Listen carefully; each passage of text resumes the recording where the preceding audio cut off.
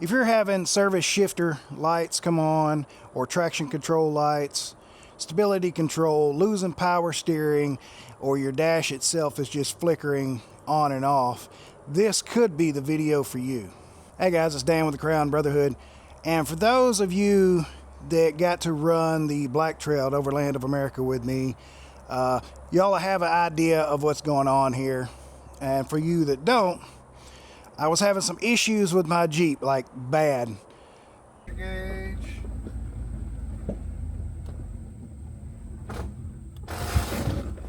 Woo! Transmission. That's what that sound like. Oh, that bitch died.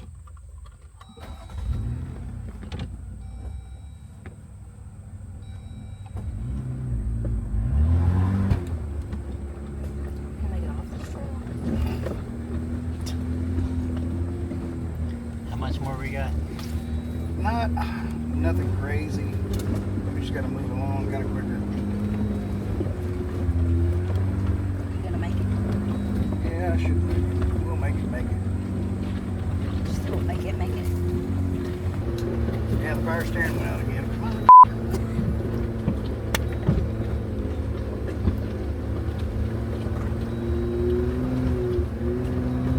ABS is blinking. So guys, if you're having any of these problems that I listed, the service shifter, traction control, stability control, power steering not working, dash lights flickering, heater cutting on and off, all kinds of different problems like that, your problem could be this CAN bus distribution block right here. I'll open it up here for you so you can get a good look at it. This goes behind your glove box. Right here. Get it to focus. Real small, nothing major to it. So if you're having any of those problems, this could be it. It's known for having bad soldering and gets corroded. It's also known for getting hot. When it gets hot, it starts malfunctioning. I guess the solder starts separating, creating gaps or shorts or whatever in there. Not a lot to it. We'll install it here in just a second. This is a much more affordable option to look into if you're having multiple problems than just taking your vehicle to the shop. It was $99 for this module, and in the grand scheme of things, a shop bill is much more expensive. To try it out and see if this fixes your problem first. Now, if you're just having one of those problems, the power steering's not working, or service shifter alone comes on, or stability control, traction control, all those things, if they're having problems individually by themselves, you may want to go ahead and take it to the shop and go from there with it. But that being said, my service shifter would come on here and there. And I believe this is why. I think it was beginning to fail, and that was the first step in the series of failures. So what happens is, this being behind your dash, it gets hot. Any of you that's ever done any hard wheeling in your Jeep, or just running around on a daily basis for any length of time, you notice your firewall down there around where your feet are gets hot. No matter if you get your air on or whatever, it still puts off a lot of heat because you have exhaust, transmission, engine heat all coming through that area right there. Well, this being behind your glove box, it really doesn't get a lot of air. And when it gets hot, one of the causes is the solder failure. So that was what I believe is my problem, and so we're going to give it a shot here. I will not be able to tell in this video if this fixes the problem until I get out and do some wheeling again, and I can do an update or whatever to the video. This seems to be the common denominator, so this is what I'm going to try. Like I said, it was 99 bucks, which isn't cheap, but it's a lot cheaper than taking it to the shop, being without your vehicle for 2, 3, 4 weeks, and them troubleshooting, changing modules and stuff and sticking you with a big bill, and then still having the same problem. So, all right, let's get into this install. All right, start off, open your glove box, clean it all out. You got a little tab right here. You just kind of press up on it and let the glove box come on down like so, and pull it out. and it rests on these hinges right here. You can probably already see our module right here. So you've got all this back here in the back that's just putting off heat. You got your heater core and all that stuff. The reason I believe it was the heat that was causing that is because on my way home, I left the glove box open and I ran the air and got it, I mean, cold in here, and never had a problem whatsoever. And while I was out on the trail for probably the first 30 minutes, no problems there either. So until the vehicle started getting hot, when the fans started kicking on and all that, that's when I started having problems. So that's why I believe it's this is the issue. I was told it doesn't matter which one any of these go in, except this one back here in the back is a 3-wire, and there's only one spot for it to go.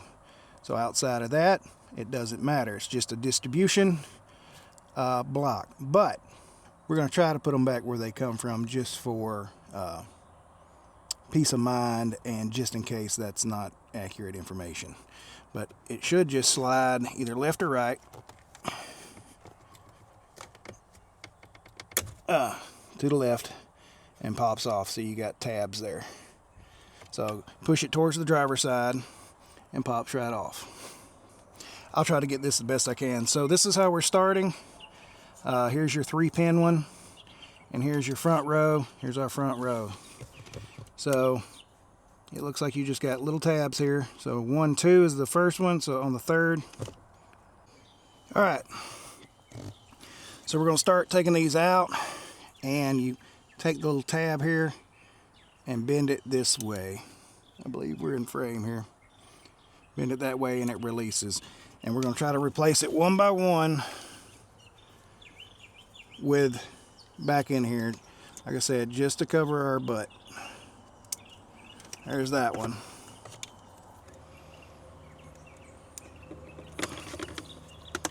I'm wondering, it'd be easier to put it back in and then do it. That way you're not fighting with it.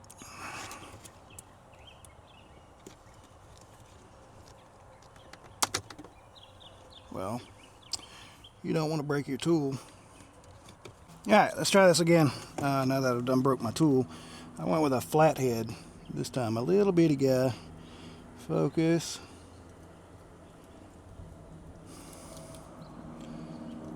I'm gonna try that. Oop. It's the old tool. It slip out. Really need like 3 people to do this, apparently.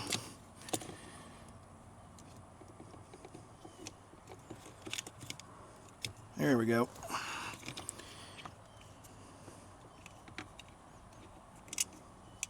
So 1, 2, 3, 4, and this is the 5th one. 1, 2, 3, 4, 5th one.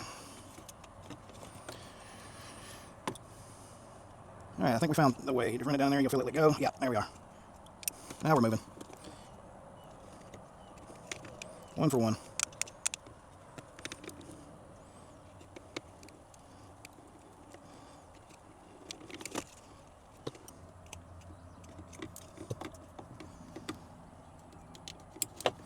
All right, so you got your little hooks there and your catch. So just put it in there, hook, slots, pull it over, back to the passenger side, and we're done. All right, so when installing your glove box, move you back here, back down here, you see you got these little hooks. Right here, here, here, there. And they go right here, here, and here. So that's what we're fixing to do. This really is a simple replacement. Again, I know $100 isn't cheap, but in the grand scheme of things, that's a lot cheaper than other. Then you got your little catch here, so just push forward and it'll catch. Just like that. And you're good. And put all your contents back in there. We're gonna see if this thing works. Let's go ahead and fire this thing up, make sure we ain't got no weird lights or anything. Let's look at the gauge.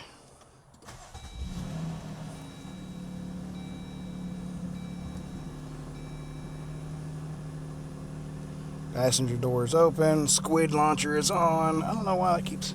I guess I'm bumping it with my knee. But yeah, we don't have any codes. I got to change my oil. So like I was saying, guys, I don't know if that will fix your problems if you are having those symptoms. But it's a good start, especially if you're footing the bill yourself. If it's under warranty, just take it in the shop. That'd probably be your best bet. But if you're footing the bill yourself, start there. $100, that's not that bad. So just go in your dealership and tell them you want the CAN bus distribution block that goes behind your glove box, the green one. That's the one I was told that gives the grief. The other one, they couldn't tell me what it had done. So that's one we're starting with and seeing. So y'all keep an eye out for updates. If it don't give me no more problems, I'll just put in the comments, you know, in a month or so after I go out and wheel, because I'm supposed to be going all over the place this month or next month, and put it through its paces and see if that takes care of the issues. And if so, I'll put in the comments or whatever and let you know that that fixed it. If it didn't, well, I'll put in the comments or make another video, a little short PSA, and link this video to it. So all right, guys, I appreciate you watching, taking the time to check out the channel. Hit that like and subscribe button. It really helps the channel grow if you like this kind of content, or my trail riding or Overland of America content. Hit that like and subscribe. Leave a comment, you know, whatever. It doesn't matter. It really helps the algorithm, and this channel's growing pretty good right now. But I mean, it could always do better. I don't get a lot of comments, which I try to respond as quickly as possible, but I don't think I have any unanswered comments on any of my 100 and something videos that YouTube has told me that there's a comment on. I don't go back through individual videos and look. When somebody comments, YouTube tells me. So anyway, guys, I'm just rambling. So until next time, guys, Semper Fi and God bless. If I gotta do it, I'ma do the most. Since they paid to see a show, got the South overflow, yeah. If I gotta do it, I'ma do the most. Watching me, they take no, raise a toast to the goat, yeah. Body be dripping and fancy, pat on my nose with that fancy. Money on me, I got plenty. 100s, 50s, and 20s. Stage stack, lot of them, rags. House by the lake, bought that. Ops to the brakes, draw back. Paddock on my wrist, I'ma hit them with a drip. They gon' pay the VIP to get a pic with me. I'm a star. Brand new keys to the car. I'm the boss and the king of the czar.